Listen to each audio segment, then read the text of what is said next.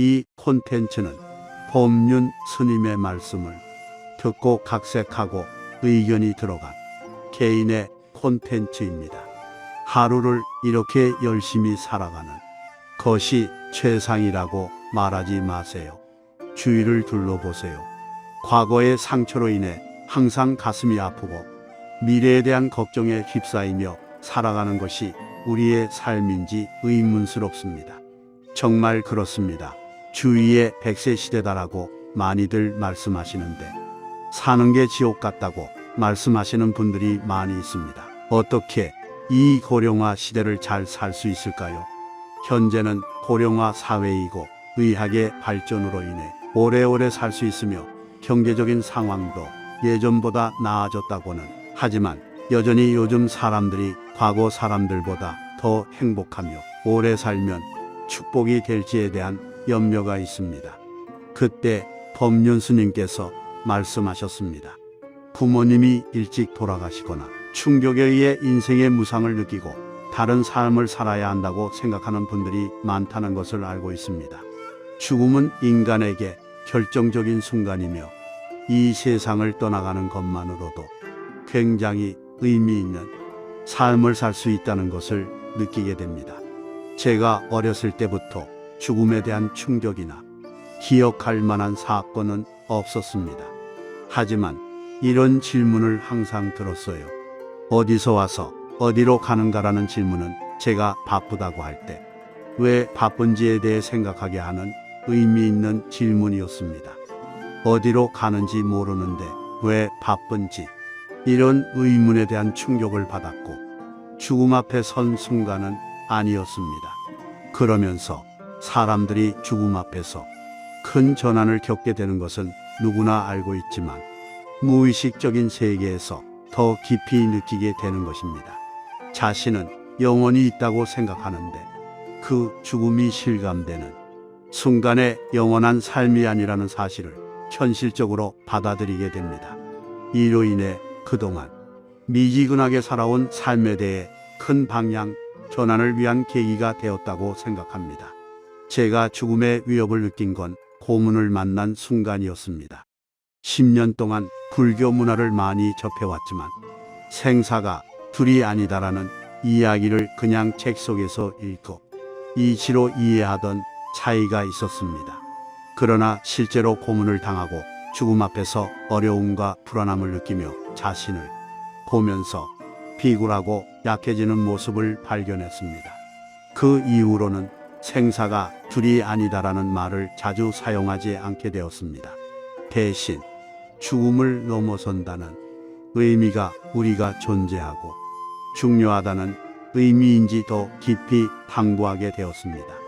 이전에 알던 개념과 비교해 보면서 개념이 크게 달라진 것을 느꼈습니다.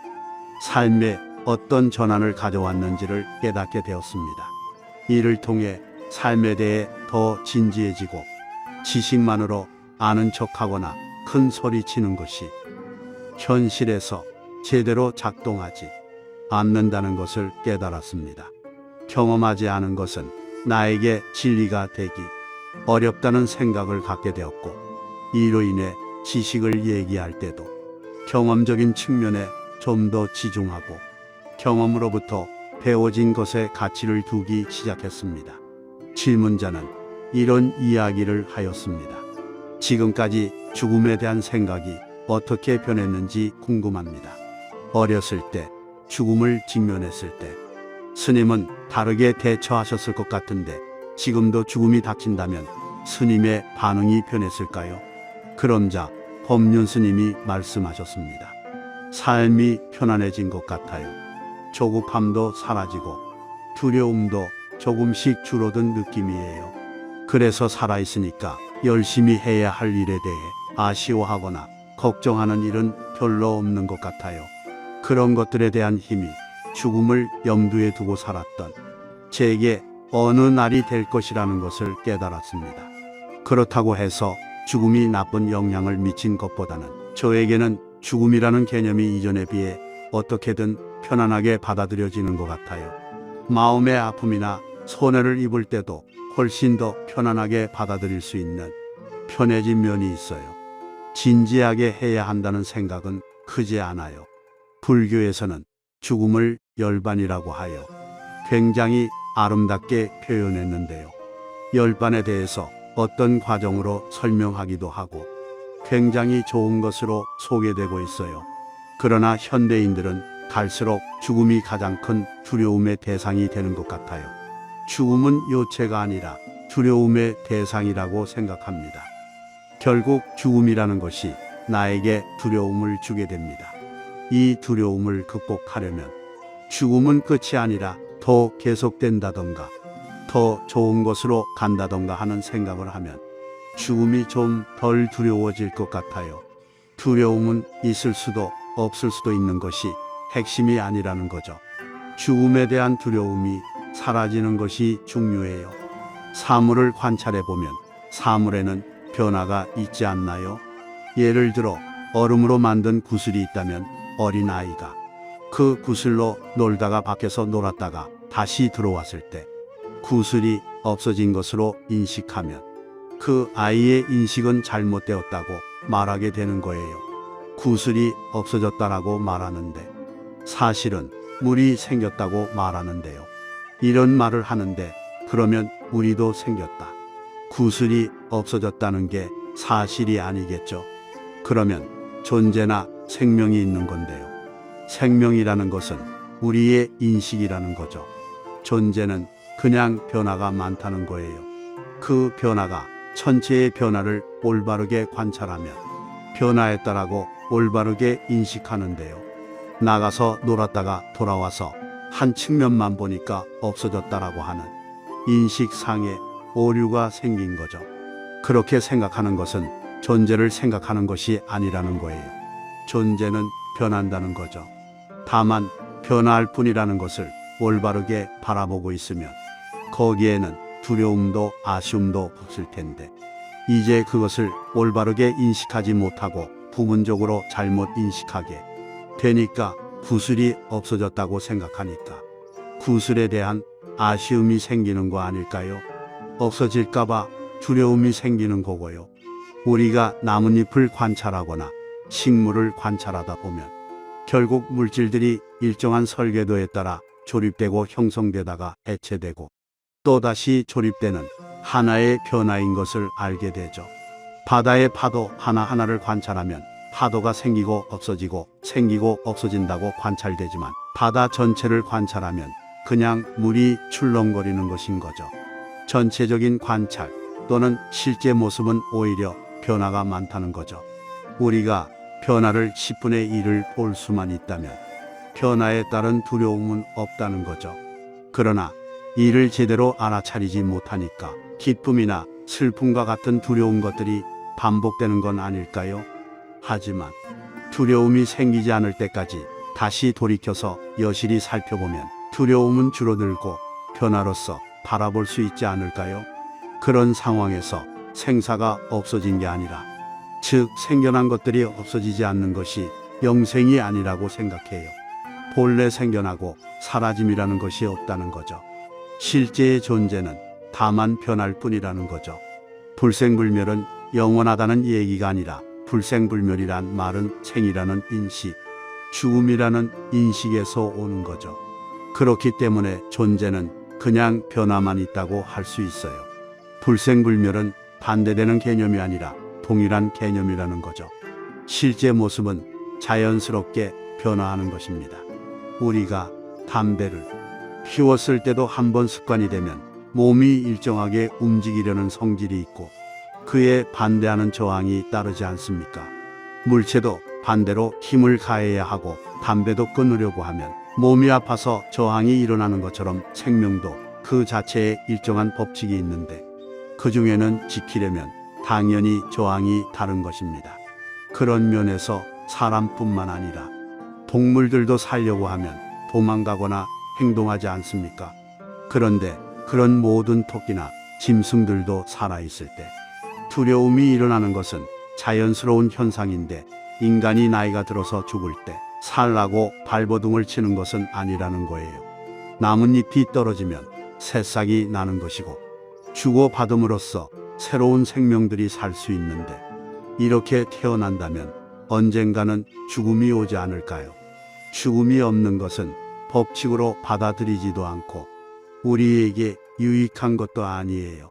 그래서 저는 이러한 죽음을 자연스럽게 받아들이는 것이 필요하다고 생각해요. 그런데 현대인들은 이제 너무 자기중심적이고 욕심이 많다고 할까요?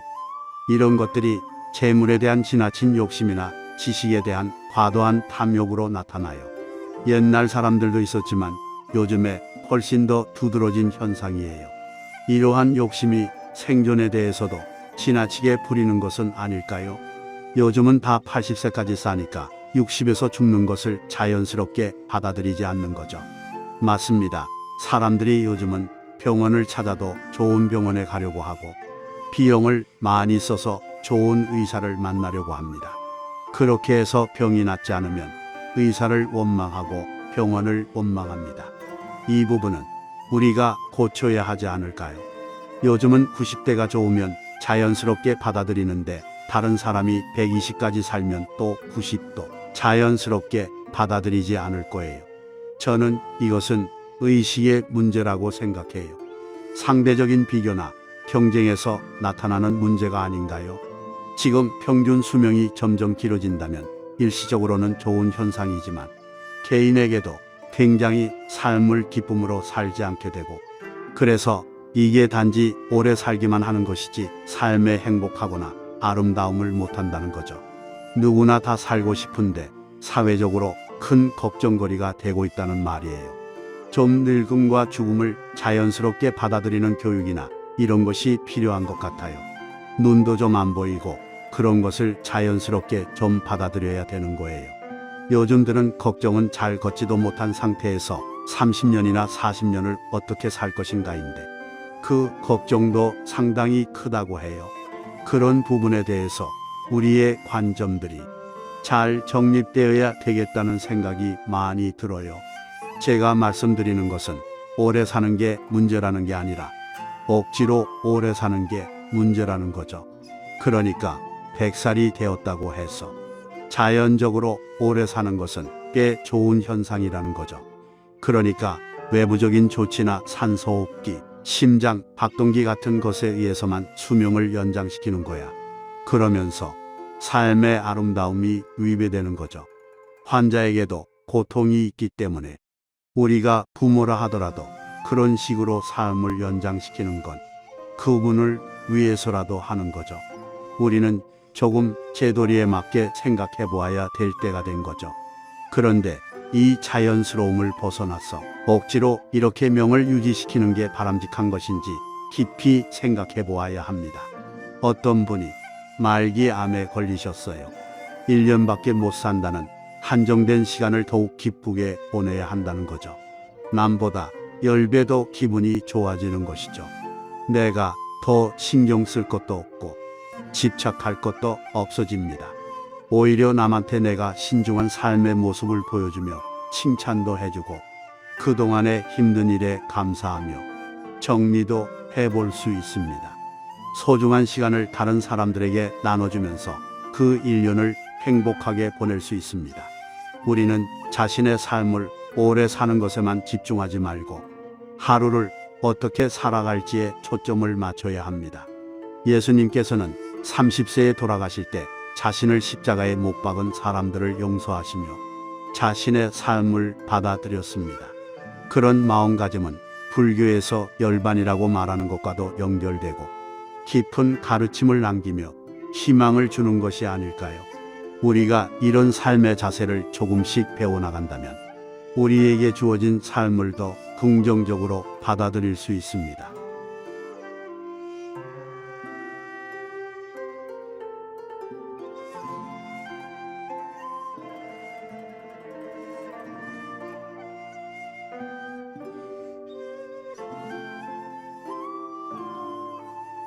죽음이나 육체적 통증과 마주할 때에도 그 현실을 가볍게 받아들일 수 있는 자세가 필요합니다.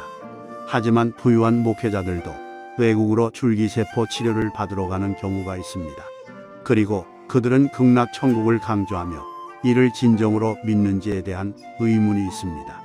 저는 이런 분들은 어떤 생각을 갖고 사는지 의문입니다. 진정한 신앙으로 살고 계신지. 사람마다 가치는 다르다 하지만 깊이 생각하면 이것 또한 욕심이 아닌가 생각해 봅니다. 두려움이 사라지면 두려움 때문에 생긴 모든 현상은 꿈과 같아집니다. 꿈 속에서는 좋은 꿈이 있을 수도 있지만 꿈을 깨버리면 더 나쁜 것이 되는 경우도 있습니다. 우리가 이 삶의 본질을 꿰뚫어 보면 그런 문제들은 달라질 수 있습니다. 허공의 구름처럼 사라져 버릴지도 모릅니다. 본질적으로 얘기한다면 인식의 어려움을 벗어나면 우리는 그냥 막 잎이 떨어지는 것처럼 우리의 삶을 자연스럽게 받아들일 수 있습니다. 그래서 봄에 빛나는 꽃들이나 가을에 물든 단풍잎들이 예쁘지 않을까요?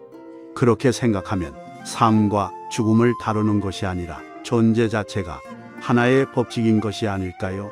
이런 생각은 저희들이 사는 세계에 대한 논쟁에서 돌면서 점차 받아들여질 수 있을 것 같습니다. 그래서 삶이 편안해진 것 같아요. 조급함도 사라지고 두려움도 조금씩 줄어든 느낌이에요.